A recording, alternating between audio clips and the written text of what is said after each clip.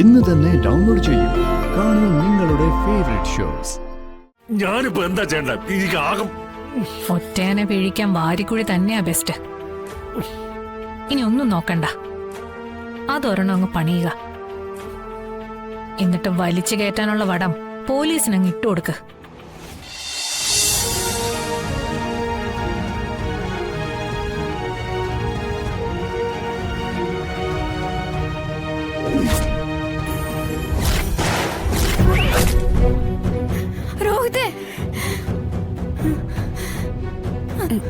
എന്താ ശ്യാമേ,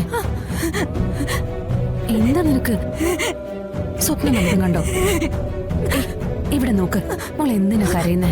കുഞ്ഞിച്ചി, കുഞ്ഞിച്ചി, അയാള് വീണ്ടും വന്നു കുഞ്ഞിച്ചി.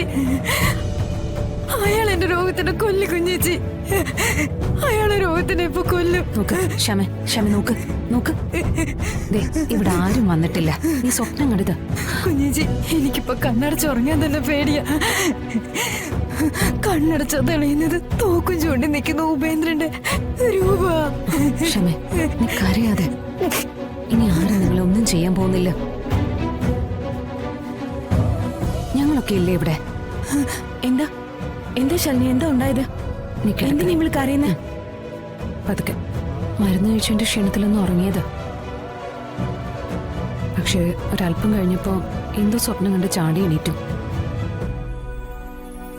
അപ്പൊ തുടങ്ങിയ കരച്ചില്ല.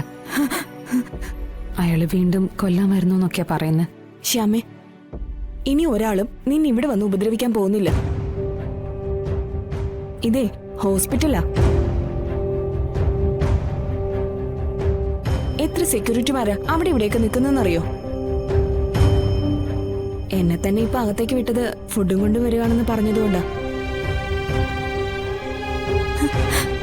അയാളൊരു ഭ്രാന്തന, കൊല്ലുന്ന് പറഞ്ഞ കൊല്ലും. ശ്യാമേ, എന്തായാലും ഇതിനകത്തേക്കൊന്നും അയാൾ വരാൻ പോകുന്നില്ല. നിനക്ക് വെള്ളം എന്തെങ്കിലും വേണോ ചേച്ചി? വേണ്ട. ശരി, എന്ന് കണ്ണടച്ചൊന്ന് കിടന്നോ. എടി, നീ പേടിക്കണ്ട. നിന്റെ 2 ചേച്ചിമാരാ നിന്റെ അടുത്തിരിക്കുന്നത്. ഇപ്പൊ അയാൾ വന്നാലേ എന്തായാലും ഞങ്ങളെ കൊന്നിട്ട് നിന്റെ അടുത്തേക്ക് എത്താൻ പറ്റും. കുഞ്ഞേച്ചി, രോഹിത് എന്ത് ചെയ്യാ?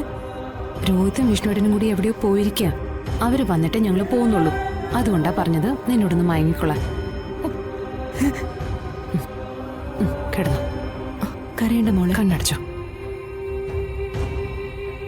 എന്തൊക്കെയാ ശാലിനി ഇവിടെ നടക്കുന്നത്?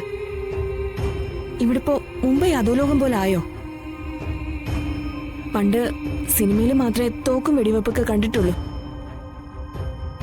അപ്പോഴൊക്കെ നമ്മൾ എന്താ പറഞ്ഞത്? ഇതൊക്കെ സിനിമയിൽ മാത്രമേ നടക്കൂന്ന്. ഇപ്പോ നമ്മുടെ ജീവിതത്തിൽ നമ്മുടെ സ്വന്തം കൂടപ്പറപ്പിനെയാ വെടിവെച്ച് ഈ പരുവത്തിലാക്കി ഇട്ടിരിക്കുന്നത്. ഒരല്പം അങ്ങോട്ടും ഇങ്ങോട്ടും മാറിയിരുന്നെങ്കിൽ എന്താകുമായിരുന്നു ഇവളുടെ അവസ്ഥ? അവനെ പോലീസ് തിരയുന്നുണ്ട്. കിട്ടിയാ പിന്നവൻ പുറലോകം കാണില്ല. ഇത്ര ചങ്കൂറ്റത്തോടെ അയാൾ ഇത് ചെയ്യണമെങ്കിൽ ആരെങ്കിലുമൊക്കെ അയാൾക്ക് നല്ല സഹായങ്ങൾ ചെയ്തു കൊടുക്കുന്നുണ്ടാവും. അതുകൊണ്ട് തന്നെ അയാളെ കിട്ടാനും പോകുന്നില്ല. അല്ല, നമ്മളിനി എപ്പോഴാ വീട്ടിലേക്ക് പോകുന്നേ? എന്തായാലും ഡോക്ടർ വരട്ടെ. ഞാനേ വിഷ്ണുവേട്ടനെ ഒന്ന് വിളിച്ചു നോക്കട്ടെ.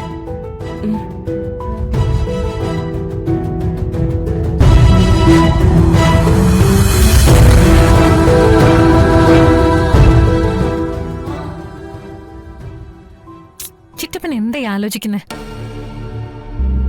കൂട്ടത്തിലൊരുത്തം പാഴായി പോയെന്ന് വിചാരിച്ച് നമുക്കങ്ങനെ നാടുവിടാൻ പറ്റില്ലല്ലോ. പണ്ടാരാണ്ട് പറഞ്ഞതുപോലെ എന്റെ അവസ്ഥ. ഏത് മന്ത്രവാദി വന്നാലും കോഴിക്ക് കിടക്കപ്പുറതിയില്ല. എടി, ഇയാള് കാണിക്കുന്ന കൊള്ളരുതായ്മയ്ക്ക് നോട്ടപ്പുള്ളിയാവുന്നത് ഞാനും.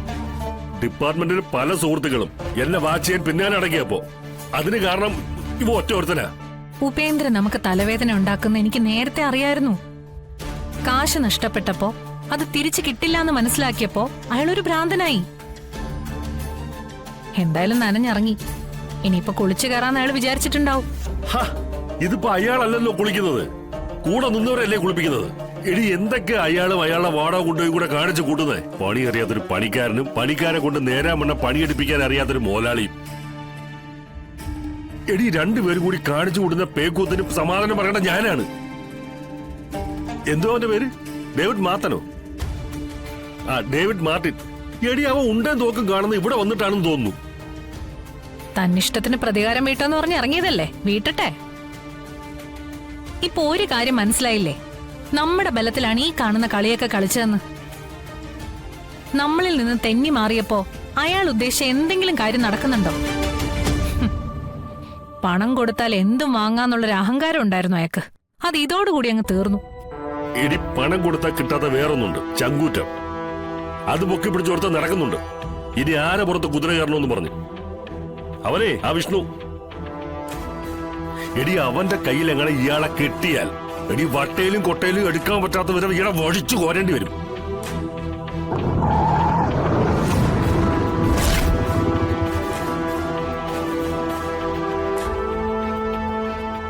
എടി ഇയാൾക്ക് അത് അറിയാവുന്നതാണേ.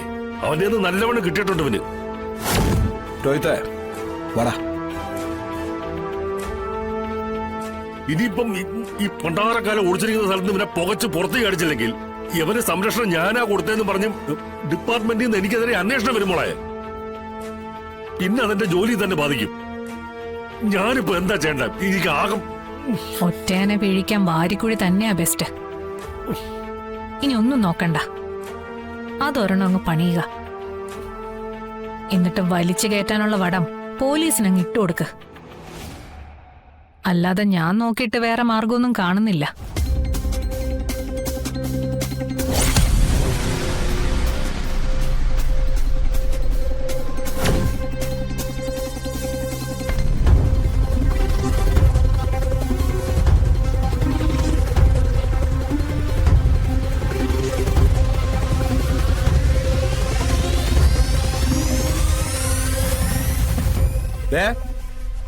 ഇവനെ കൊല്ലാൻ വേണ്ടിട്ടല്ലേ നീയൊക്കെ കൂടി കഷ്ടപ്പെടുന്നേ? കൊല്ലേ, കൊന്നു കാണിക്കടി. നിന്റെയൊക്കെ കാൽ ചുവട്ടിലേക്കാ ഞാൻ ഇവനെ കൊണ്ടുവന്നിട്ടിരിക്കുന്നേ. കൊല്ലേ, നീ കൈ പൊങ്ങുന്നില്ലേ?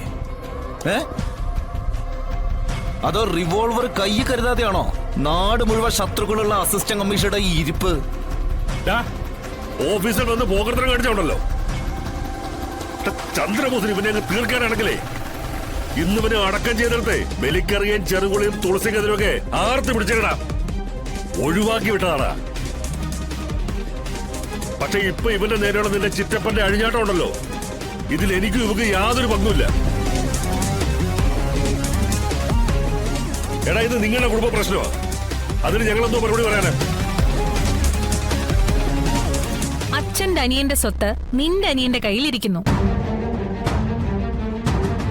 അതിനുവേണ്ടി കൊച്ചച്ഛൻ അരയും തലയും മുറുക്കി തോക്കും കൊണ്ട് നടക്കുന്നു.